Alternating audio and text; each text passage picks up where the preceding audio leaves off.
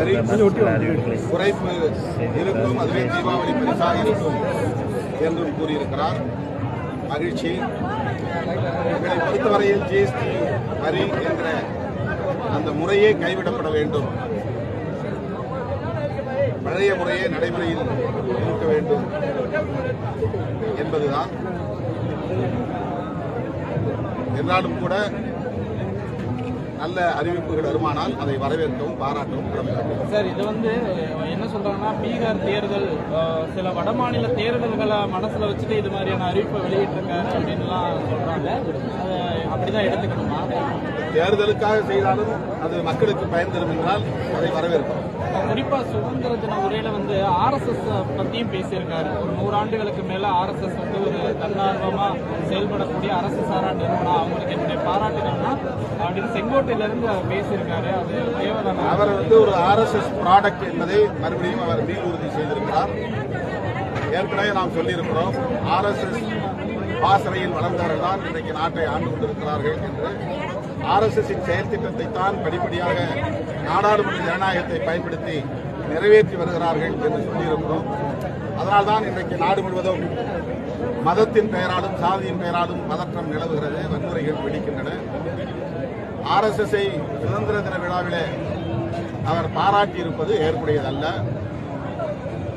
அந்த இயக்கம் அரசு சாராத ஒரு தொண்டு நிறுவனம் என்றாலும் கூட அந்த இயக்கம் பலமுறை இந்திய ஒன்றிய அரசால் தடை செய்யப்பட்ட இயக்கம். சிறுபான்மை சமூகத்தினருக்கு எதிராக வெறுப்பு அரசியலை பரப்புகிற இயக்கம். சாதி அடிப்படையிலே இந்துக்களை அணிதிரட்டுகிற ஒரு இயக்கம். இந்து பெரும்பான்மைவாதம் என்கிற பெயரால் மக்களை பிளவுபடுத்துகிற ஒரு இயக்கம். அப்படிப்பட்ட ஒரு இயக்கத்தை 140 கோடி மக்களுக்குமான பிரதமர் சுதந்திர தின விழாவிலே பாராட்டி பேசியிருப்பது ஏற்புடையதல்ல என்று விடுதலை சிறுத்தைகள் கட்சி சுட்டிக்காட்ட விரும்புகிறது.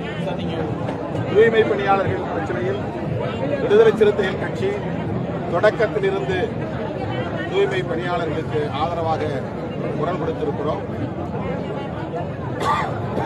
11 மண்டலங்கள் ஏற்கனவே அதிமுக ஆட்சியில் தனியார் மயப்படுத்தப்பட்டிருப்பதாக தெரிகிறது.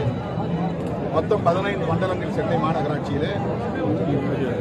அனைத்து துறைகளிலும் தனியார் மயப்படுத்துதல் இந்திய ஒன்றிய அரசுக்கு சொந்தமான துறைகளாக இருந்தாலும், மாநில அரசுகளின் கட்டுப்பாட்டில் உள்ள துறைகளாக இருந்தாலும் தனியார் மயப்படுத்துதல் தீவிரமடைந்து வருகிறது.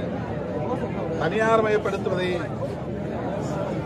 எதிர்க்க வேண்டும், அதை கைவிடச் சொல்லி இந்திய ஒன்றிய அரசுக்கும் வலியுறுத்த வேண்டும் என்பது பொதுவாக நாம் புரிந்து கொள்ள வேண்டிய ஒன்று. மாநகராட்சிக்குள்ளே இந்த 2 மண்டலங்களில் தனியார் மயப்படுத்துகிற நடவடிக்கையில் தமிழ்நாடு அரசு ஈடுபட்ட போது உழைப்போர் உரிமை இயக்கம் அதை எதிர்த்து போராட்டம் நடத்தியது. அந்த இயக்கத்தின் தலைவர்களோடு பாரதி தோழர் குமாரசாமி ஆகியோரோடு நான் தொடர்பிலே இருந்தேன், விவாதித்தேன். அதன் அடிப்படையில் இந்த 2 மண்டலங்களை சார்ந்த தூய்மை பணியாளர்களை மட்டுமாவது NULM என்கிற திட்டத்தின் கீழ் பணியாற்ற அனுமதிக்க வேண்டும். தனியார் மயப்படுத்துவதை கைவிடுவதற்கு உரிய முயற்சிகளை மேற்கொள்ள வேண்டும் என்று வலியுறுத்தினோம். முதல்வரையும் சந்தித்து வலியுறுத்தினோம், அமைச்சரோடும் தொடர்ந்து வலியுறுத்தினோம். அதையும் மீறி உயர்நீதிமன்றம் அனுமதி இல்லாமல் போராட்டம் நடத்தக்கூடாது என்று சொன்னதன் அடிப்படையிலே அவர்களை அங்கிருந்து கைது செய்து அப்புறப்படுத்தியதாக காவல்துறையின் அமைச்சர்களும் கூறினார்கள். எது எப்படி இருந்தாலும் மீண்டும் நான் விடுதலை சிறுத்தைகள் கட்சியின் சார்பிலே தமிழ்நாடு அரசுக்கு விடுக்கிற வேண்டுகோள், தனியார் மயமாக்கும் முயற்சியை கைவிட வேண்டும். தமிழ்நாடு முழுவதும் மாநகராட்சிகளில், நகராட்சிகளில், பேரூராட்சிகளில், ஏன் ஊரக அமைப்புகளில் பணியாற்றக்கூடிய தூய்மை பணியாளர்கள் அனைவரையுமே அரசு ஊழியர்களாக ஆக்க வேண்டும். அவர்களை தனியார் வசம் ஒப்படைக்க கூடாது என்று விடுதலை சிறுத்தைகள் கட்சி வேண்டுகோள் விடுக்கிறது. அவர்களை குண்டு கட்டாக கைது செய்தது நீங்க எப்படி பாக்குறீங்க? தூய்மை பணியாளர்களை கைது செய்து குண்டு கட்டாக தூக்கிட்டு போனதை நீங்க எப்படி பாக்குறீங்க? கண்டித்திருக்கிறோம். அதுபோல போர்ஸ் பண்ணி அவர்களை கைது செய்திருக்க தேவையில்லை. இந்த கைது நடவடிக்கையை மட்டுமின்றி அவர்கள் மீது வழக்கு புனைந்ததையும் கண்டித்திருப்பதோடு அந்த வழக்குகளையும் திரும்பப் பெற வேண்டும் என்று மீண்டும் வலியுறுத்துகிறேன். சார், இந்த விஷயத்துல உங்களையே குறி வச்சு பேசுறாங்க சார். குறிப்பா தமிழிசை என்ன சொல்றாங்கன்னா, திருமாவளவன் சரியா குரல் கொடுக்கல, ரொம்ப லேட்டா வந்தாங்க. நான் 4வது நாள் போனேன். நீங்க அப்படி சொன்னாலும் அவங்க 5வது நாள் நான் போனேன், 4வது நாள் எம்எல்ஏ சுமந்திரன் போனாரு, 6வது நாள் முதலமைச்சரை சந்திச்சோம். தொடர்ந்து 7வது நாள்ல இருந்து 13வது நாள் வரையிலும் அந்த போராட்ட குழுவினரோடு தொடர்பில் இருந்தோம். அமைச்சரோடு பேசினோம், நேரு அவர்களோடு பேசினோம், சேகர்பாபு அவர்களோடு பேசினோம், முதலமைச்சரோடு பேசினது மட்டும் இல்லாமல் அந்த தொடர்புடைய அதிகாரிகளோடு பேசினோம். தொடர்ந்து அந்த களத்தில் இருக்கிற விடுதலை சிறுத்தைகளை திடீரென்று ஒரு நாள் சில நிமிடங்கள் வந்து போனவர்கள் விமர்சிப்பது வேடிக்கையாக இருக்கிறது. அவங்க என்ன சொல்றாங்கன்னா, தூய்மை பணியாளருக்கு ஆதரவா கூட்டணி விட்டு வெளியே வருவாரா அப்படின்லாம் கேட்கறாங்க. இது ரொம்ப இதை வச்சு அரசியல் பண்ணுவது ரொம்ப அற்பமான ஒரு அணுகுமுறை. அதாவது தூய்மை பணியாளர்களுக்கு நீதி கிடைக்க வேண்டும் என்பதை விட இந்த பிரச்சனையை பயன்படுத்தி திமுக கூட்டணியை உடைக்க வேண்டும், அதுதான் நோக்கமா இருக்கு.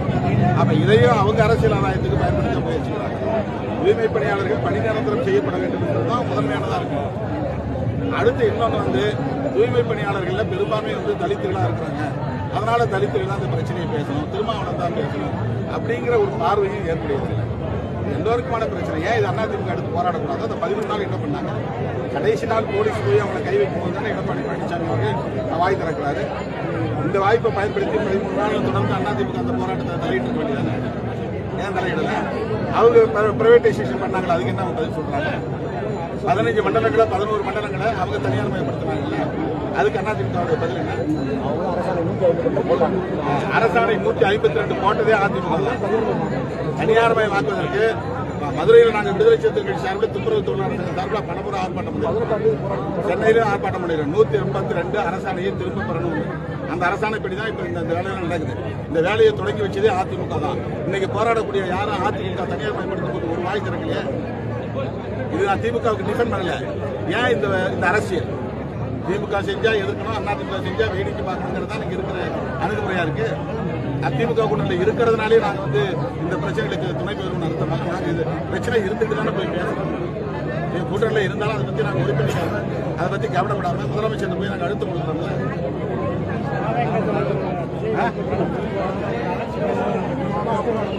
புது அணுகுமுறையை கையாளுகிறார். நானும் அவருக்கு உரிய பதிலை சொல்கிறேன். அவர் மக்களை தேடி செல்கிற காலம் வரும்.